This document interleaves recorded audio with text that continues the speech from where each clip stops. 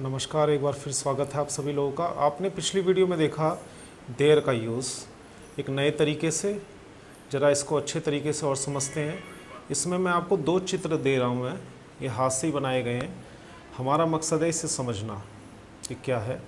इसमें मैंने संख्या नंबर भी डाल रखी है क्योंकि इसमें ये आप समझ सके क्या है कैसे। दूसरा चित्र ये है, चित्र 1 और 2।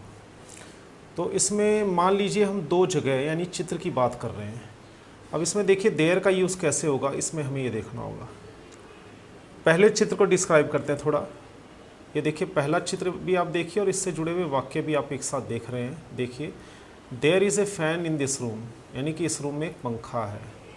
There is a TV in this room, number 2 पे देखिए टीवी है। There is a football on the table, table के ऊपर ये फुटबॉल है। देखिए आप, ये मैंने कोशिश की है कि ड्राइंग में बना दूँ, आपको समझ में आ जाना चाहिए, तो मेहनत सफल है। There is a table in this room, ये टेबल है। There is a chair in this room, जी हाँ चेयर भी है।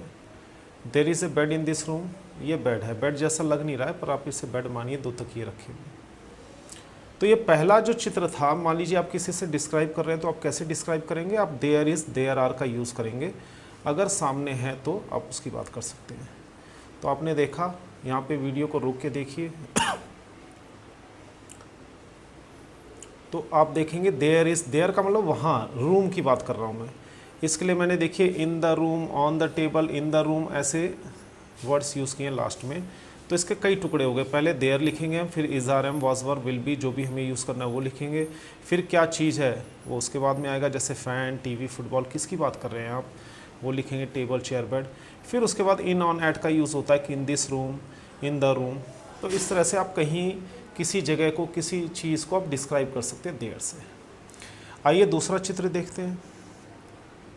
इस चित्र में आप देख रहे हैं ये मान लीजिए लड़के हैं, 2 पेड़ हैं, एक झोपड़ी है और एक ये तालाब है या नदी मान लीजिए इसे। इसमें एक मछली है।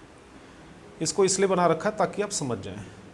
अब देखिए लिखा हुआ इसमें दूसरे चित्र को डिस्क्राइब करने के लिए वाक्य कि एक आदमी क्या बता रहा है कि उस चित्र में क्या है। वो ये कह रहा है there are 3 boys in this picture, जी हाँ हैं। देयर इज़ ए हट यानी झोपड़ी इन दिस पिक्चर, जी। There are 2 trees in this picture, जी। देयर इज़, यहाँ पे आर क्यों लगा? देयर आर 2 ट्रीज़, क्योंकि ट्रीज़ 2 हैं, बहुवचन है, तो लास्ट में है कि 2 पेड़ हैं। देयर इज़ ए पॉन्ड, एक तालाब भी है यहाँ।